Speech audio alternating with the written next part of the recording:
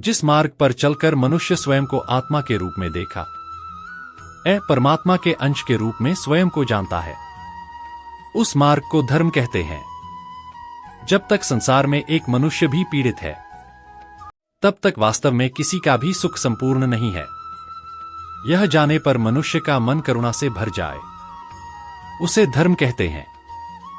जब किसी को घमंड की छाया होती है, तो वह दूसरों के प्रति कठोर, निर्दयी और स्वार्थी हो जाता है और अपने सुख के लिए दूसरों को दुख देता है। परमात्मा की ओर गति नहीं हो पाती उसकी, और धर्म परमात्मा से दूर ले जाने वाले कर्म मार्ग का नाम लेता है। जीवन में सब कुछ मिल सकता है, किंतु सब कुछ देकर भी जीवन नहीं मिलता। याद रखना, जो व्यवहार आपको अच्छा नहीं लगता, वह व्यवहार दूसरों के साथ मत करो। धन तो संसार में बहुत लोग छोड़ जाते हैं, किंतु अच्छा नाम वही छोड़ते हैं। रुपए पैसे ही नहीं, बल्कि कुछ पुण्य भी कमाओ, ताकि मृत्यु के बाद भी लोगों के दिल में जिंदा रह सको। आपको कोई अच्छा कहे दे या बुरा, आप सभी को स्नेह दो, सहयोग दो, क्षमा करो। सिर का झुकाना नमन है, दिल का झुकाना समर्पण है, और शिक्षा जीवन के लिए ग्रहण की जाती है। मन की मात्रा जीविका के लिए बदला लेने की खुशी में एक बार होती है, लेकिन माफ करने का गौरव सदा बना रहता है। बच्चे लोग तुम्हारी शाखों से नहीं सिखाते, बल्कि तुम्हारे आचरण से सीखते हैं। गुणों के गुलदस्तों की खुशबू लेकर देखो, जो कभी कम नहीं होगी। आपको एक जिंदगी मिली है, उसे व्यर्थ की चिंता और कर्मों में नष्ट नहीं करना चाहिए, बल्कि आप अपने दिल की बातें सुन।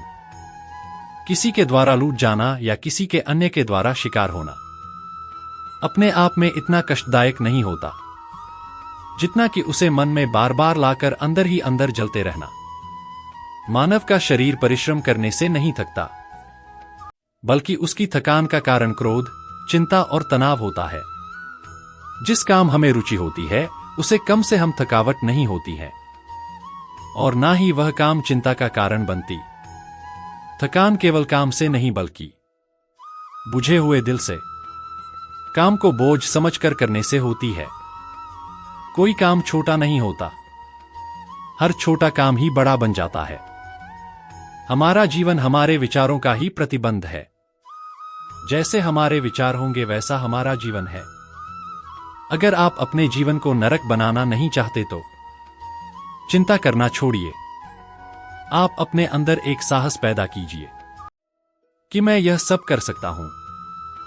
दुनिया की कोई भी चीज मेरा रास्ता रोक नहीं सकती। हम किसी चीज की पूरी जानकारी न प्राप्त किए हैं, उसके बारे में जल्दी फैसला ले लेते हैं। यह मन में ज्यादा तृष्णा बना देता है, किसी चिंता का विषय बन जाता है। खाली दिमाग शैतान का घर होता है, इसलिए उसे बेमतलब चिंता पैदा करने वाली बातों को ना दें, भरकर उसे कर्मों में व्यस्त रखें। मानव मन की चंचलता है कारण चिंता जैसी व्यास वायरस की चपेट में आ जाते हैं, जिसके कारण हमारा स्वास्थ्य नष्ट हो जाता है। खाना केवल उतना ही खाएं जितनी भूख हो, भले ही पेट में थोड़ी भूख रह जाए, अर्थात भारी खाना खाने से परहेज करें। केवल हल्का खाना खाएं, तभी आप आलस और बीमारी से बच सकते हैं। ज्यादा बातें मत करो, कभी कभी ज्यादा बातें करना आपकी परेशानी का कारण बन सकती है। जो मनुष्य आपके बुरे समय में आपका साथ नहीं देता, उसे आपके अच्छे वक्त में भी साथ रहने का कोई अधिकार नहीं। हमारे शब्दों की चाल हमारे अच्छे कर्मों से बहुत धीमी होती है, तथा किसी भी चेहरे के भाव उसके कपड़ों से कहीं अधिक महत्वपूर्ण होते हैं। जीना है तो कर्ण की तरह जियो। जिसका भी साथ देना है, खुलेआम दो विरोधी कहलाओगे पर धोखेबाज नहीं। उनके कर्जदार और वफादार हमेशा रहिए जिन्होंने आपके बुरे समय में आपका साथ दिया। झूठ, धोखा और बहाने आपको कुछ पल की खुशी देंगे, लेकिन इसकी कीमत आपको भविष्य में चुकाने पड़ेगी। यही शब्द है कि गुरु से ज्ञान सीखो, पिता से संघर्ष सीखो और मां से संस्कार। बाकी सब तो यह दुनिया सिखा ही देती है। हर एक की सुनो और हर एक से सीखो, क्योंकि हर कोई सब कुछ नहीं जानता, लेकिन हर एक कुछ ना कुछ जरूर जानता है। क्रोध या आधी हो, जब दोनों शांत हो जाते हैं तभी मालूम पड़ता है कि कितना नुकसान हुआ है। जिसने अपनों को बदलते देखा है वह जिंदगी में हर परिस्थिति का सामना कर सकता है। कर्म के पास ना कागज है ना किताब है, लेकिन फिर भी वह सारे जगत का हिसाब रखता है। दुनिया के 4 स्थान कभी नहीं भरते: समुद्र, शमशान, तृष्णा और मनुष्य का मन। याद रखना, सबसे बड़ा दानी कंजूस व्यक्ति होता है। वह सारी दौलत दूसरों के लिए ही छोड़ कर जाता है। कर्म मुझे बनता नहीं, क्योंकि मुझे कर्म की प्रतिफल की इच्छा नहीं। जो होने वाला है वह होकर ही रहता है। जो नहीं होने वाला वह किसी भी हालत में नहीं होता। जीवन एक चक्रव्यूह है और हम अभिमन्यु। अंत चाहे जो भी हो, पर हमें आखिर तक लड़ना है। अर्जुन ने श्री कृष्ण से बोला है, केशव, जब मृत्यु सभी की होनी है तो हम सत्संग, भजन, सेवा, सिमरन क्यों करें? जो इंसान मौज मस्ती करता है मृत्यु तो उसकी भी होगी।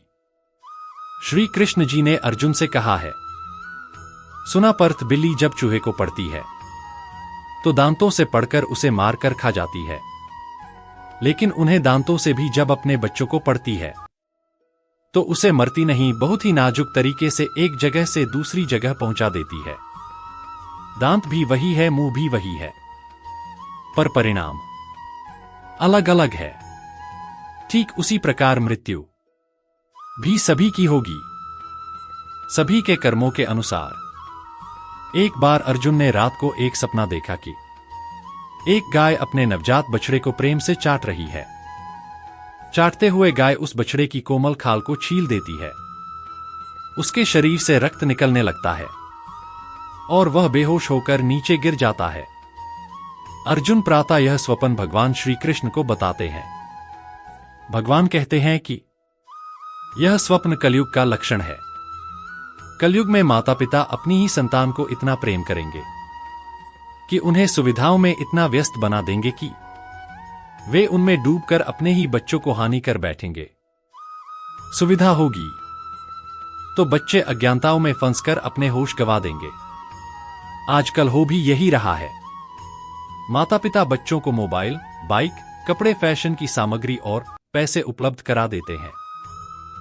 बच्चों का चिंतन इतना विशाल हो जाता है कि वह माता पिता से झूठ बोलना, छुपाना, चोरी करना, अपमान करना सीख जाते हैं।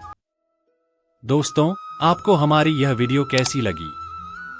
इसे लाइक, सब्सक्राइब जरूर करें।